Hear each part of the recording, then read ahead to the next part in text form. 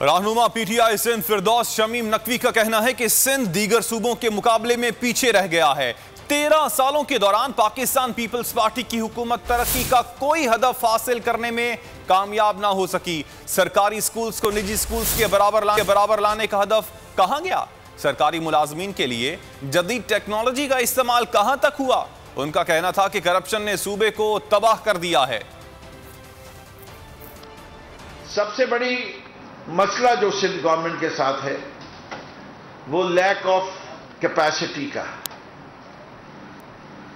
یہ شکایت تو ضرور ہوتی ہے کہ وہ رقوم جن کا وعدہ کیا گیا تھا وہ پورا نہیں ہوا، لیکن ہم سندھ کے پارلیمنٹیرین، سندھ کے رہنے والے اس بات کی شکایت کرتے ہیں کہ جو پیسہ ملتا ہے وہ پورا خرچ نہیں ہوتا۔